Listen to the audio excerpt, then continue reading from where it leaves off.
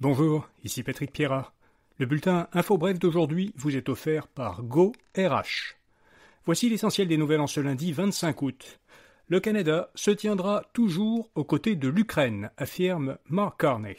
Le Premier ministre fédéral était le seul dirigeant étranger présent hier à Kiev aux côtés de Volodymyr Zelensky pour célébrer la journée nationale de l'indépendance de l'Ukraine. Le Parlement ukrainien avait voté l'indépendance de l'Ukraine par rapport à l'Union soviétique le 24 août 1991. La décision avait ensuite été approuvée par référendum par les Ukrainiens à une majorité d'environ 90%. Mark Carney a dit à Zelensky qu'il n'excluait pas d'envoyer des troupes canadiennes en Ukraine pour aider à y maintenir la paix, à la suite d'un éventuel accord de paix qui serait intervenu entre l'Ukraine et la Russie. Ottawa avait annoncé en juin dernier un supplément d'aide militaire de 2 milliards de dollars pour l'Ukraine. Le gouvernement fédéral a précisé que ce montant devrait servir à payer à l'armée ukrainienne à partir du mois prochain des drones, des véhicules blindés et d'autres équipements militaires. Le gouvernement fédéral a par ailleurs supprimé une partie de ses contre-tarifs douaniers. À compter du 1er septembre, les produits américains qui sont importés de façon conforme à l'accord Canada-États-Unis-Mexique, l'ACEUM, ne seront plus visés par des contre-tarifs canadiens de 25%. Le gouvernement Carney ajuste ainsi ses tarifs à ceux des États-Unis. En effet, les produits canadiens qui sont conformes à l'ACEUM ont été exemptés des tarifs américains qui sont entrés en vigueur le 1er août. Le gouvernement canadien maintient cependant ses contre-tarifs sur l'acier, l'aluminium et l'automobile. Actuellement, donc, plus de 85% des échanges commerciaux Canada-États-Unis sont exemptés de tarifs. Selon Ottawa, les droits de douane américains sur les produits canadiens s'élèvent en moyenne à 5,6%. Un montant non négligeable, mais quand même plus faible que ce qu'on pourrait penser souvent.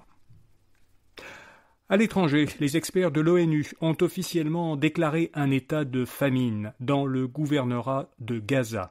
Le gouvernorat de Gaza, ça c'est un secteur de la bande de Gaza qui comprend la ville de Gaza. Les experts des Nations Unies affirment qu'1 demi-million de personnes y font face à des conditions catastrophiques.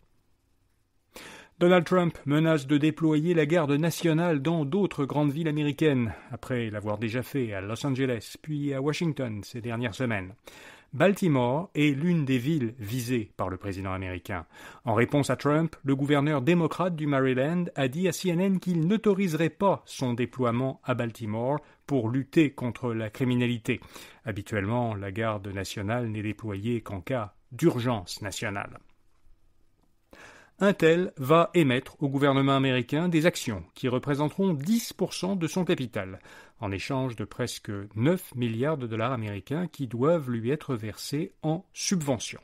Normalement, les subventions, il n'y a pas de contrepartie, mais cette fois-ci, ça va être l'équivalent d'un investissement dans Intel. Le gouvernement américain deviendra ainsi le plus gros actionnaire de la société, mais il n'aura pas de représentant à son conseil d'administration. Un mot maintenant de notre commanditaire. Vous voulez faire grandir vos équipes ? GoRH vous propose des formations concrètes, personnalisées et 100% alignées sur vos enjeux d'affaires. Découvrez le catalogue de formations sur gorh.co ou en cliquant sur le lien dans la description de cet épisode. Le président de la Réserve fédérale laisse présager une prochaine baisse des taux d'intérêt aux États-Unis. Lors d'un discours vendredi, le président de la Fed, Jerome Powell, a présenté la hausse des prix qui découle des tarifs douaniers comme un phénomène ponctuel. Ces tarifs entraînent une hausse des prix au moment où ils entrent en vigueur, mais ils ne vont pas forcément causer des hausses récurrentes, ce qui correspondrait donc à l'inflation. Jerome Powell a indiqué, je cite, que l'évolution de l'équilibre des risques entre l'inflation et le chômage pourrait justifier un ajustement de notre politique. Cette phrase a semblé convaincre les marchés boursiers que la Banque centrale américaine allait bientôt commencer à abaisser ses taux directeurs. La bourse américaine est repartie à la hausse vendredi après plusieurs jours de baisse. Au Québec, le gouvernement Legault veut renforcer l'autonomie alimentaire du Québec. Le ministre de l'Agriculture, André Lamontagne, a présenté la nouvelle politique bioalimentaire du gouvernement pour les 10 prochaines années. Québec prévoit d'y consacrer plus d'1 milliard de dollars d'ici 5 ans, d'ici 2030.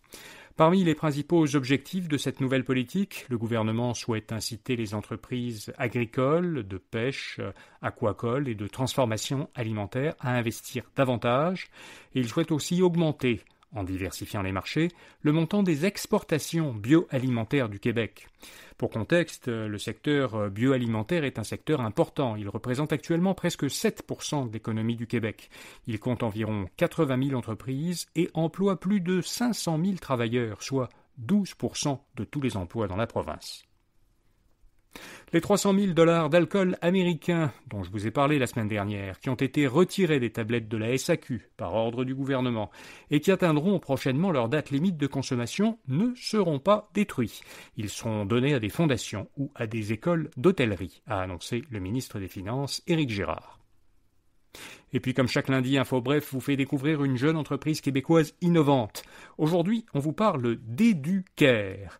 Cette jeune pousse montréalaise a conçu une application pour permettre aux nouveaux arrivants de pratiquer la prononciation des mots en français.